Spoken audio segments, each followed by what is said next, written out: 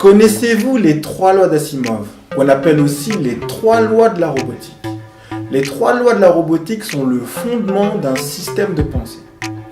La première loi de la robotique dit qu'un robot ne peut pas faire de mal à un humain.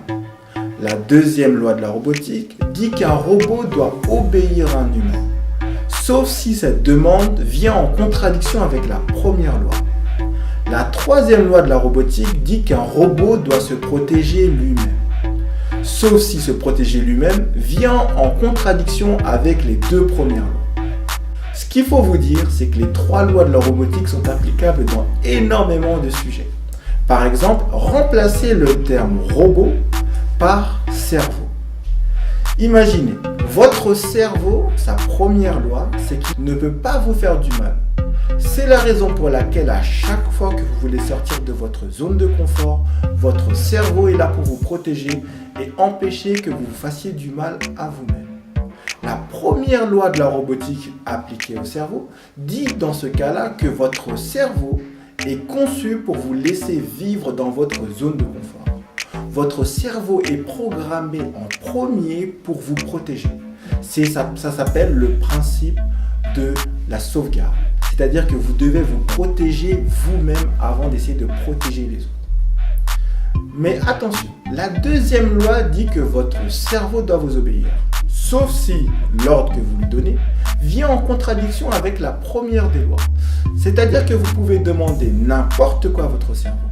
S'il considère que c'est une menace, il n'ira jamais jusqu'au bout de ce que vous lui demandez.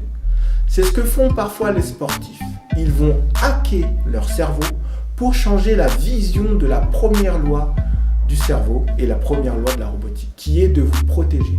Les sportifs poussent tous les jours un peu plus loin les capacités de leur cerveau pour que leur cerveau se dise « Ah oui, dans ce cas-là, ce n'est toujours pas une menace.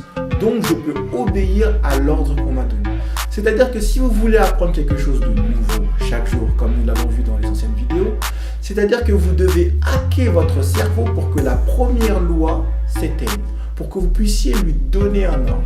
Il y a quelque chose qui s'appelle la loi d'attraction qui dit que vous devenez ce que vous imaginez. Alors si vous imaginez que vous ne pouvez pas faire quelque chose, votre cerveau va enregistrer menace. Du coup, il va vous protéger avec la première loi du cerveau qui est « je dois protéger mon hôte, je dois protéger mon corps, je dois me protéger moi-même ». La troisième loi du cerveau dit que votre cerveau doit se protéger lui-même. C'est-à-dire que si vous le mettez en face de situations ou d'informations qui sont dangereuses pour lui, ce que votre cerveau va faire, c'est qu'il va les oblitérer. Ça ne veut pas dire qu'il va les effacer, parce que votre cerveau est conçu pour tout enregistrer.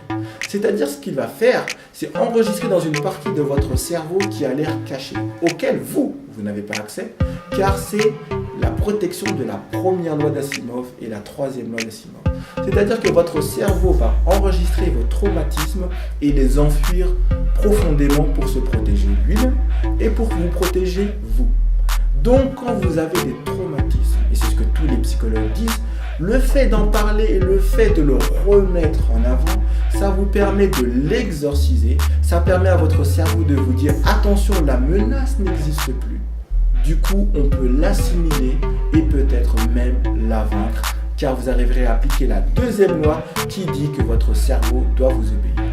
Et c'est comme ça qu'on arrive, et c'est comme ça que les psychologues arrivent à effacer les traumatismes post-traumatiques qu'on appelle aujourd'hui, que nous avons tous un peu dans notre vie. Nous avons tous des traumatismes qui sont enfouis en nous parce que notre cerveau a été conçu pour nous protéger. Il existe dans les livres d'Isaac Asimov ce qu'on appelle la loi zéro. C'est-à-dire que les robots, à force d'évolution, finissent par découvrir qu'il existe une loi, qui est la loi zéro, qui dépasse toutes les lois. Et la loi zéro dit que les robots doivent protéger l'humanité avant l'individu. C'est-à-dire bien avant de faire du mal à un humain, la première des lois, la loi zéro cachée dans le système, c'est que les robots doivent protéger l'humanité avant l'individu. Eh bien, votre cerveau est conçu de la même manière. Votre cerveau a pour but de protéger l'humanité avant lui-même. C'est pour ça qu'il existe des histoires extraordinaires de gens qui ont fait des choses extraordinaires dans le but de sauver l'humanité. Je vais vous donner un exemple. Il y a une femme qui a affronté un ours pendant des heures pour sauver la vie à son enfant. Tout simplement parce que la première loi, qui est que son cerveau doit se protéger elle-même, est devenue caduque quand elle s'est retrouvée face à la loi 0 qui dit qu'elle doit protéger l'humanité. Elle a protégé son humanité, elle a protégé ce qui était plus important que sa propre vie, qui était celle de son enfant. Il y a aussi cette loi qui applique énormément de choses. Par exemple, la loi 0 a poussé les humains, au lieu de fuir face au danger, ils l'ont affronté pour pacifier toute la planète et faire de nous aujourd'hui l'espèce dominante. Je mets dominant entre guillemets car nous ne savons pas ce qui se cache dans les profondeurs et nous ne savons pas ce qui se cache dans le ciel, sur les autres planètes. Une chose est sûre, c'est que la loi 0 a poussé l'humanité à aller de l'avant. Il existe un exemple très simple, c'est quand un homme est pris dans un piège, il va faire le mort en attendant que le prédateur qui l'a piégé arrive pour l'éliminer une bonne fois pour toutes. Il est prêt à aller contre la loi 0 pour protéger l'humanité. Maintenant, il existe aussi un autre exemple que je peux vous donner. Quand un loup est pris au piège, il va dévorer sa jambe pour se libérer du piège. Parce que pour lui, il n'a pas de vision générale de son humanité, de son espèce loup en tant qu'individu. La loi 0 n'existe pas. Son cerveau est conçu pour se protéger, donc pour se sauver, et par conséquent, il est prêt à dévorer sa patte pour se libérer d'un piège. Une chose est sûre, que vous soyez dans la loi 0, la loi 1, la loi 2 ou la loi 3, une chose est sûre, c'est ce que vous êtes aujourd'hui n'est rien en comparaison de ce que vous serez demain. Alors vous jugez aujourd'hui, c'est vous juger prématurément. Vous devez absolument hacker votre cerveau. Et pour cela, n'hésitez pas à partager cette vidéo pour aider d'autres personnes à apprendre les 3 lois d'Asimov et les 3 lois du cerveau. Mettez un j'aime si vous l'avez aimé. Partagez-nous vos expériences en laissant des commentaires. Abonnez-vous pour suivre d'autres vidéos sur Hexagone Motivation. C'était Ibrahima Seydi. Comme toujours, ma devise favorite que j'ai écrite quand j'avais 12 ans, c'est que la vie est un cadeau et ce qu'on en fait en dit plus sur qui nous sommes que ce que nous possédons. À la semaine prochaine.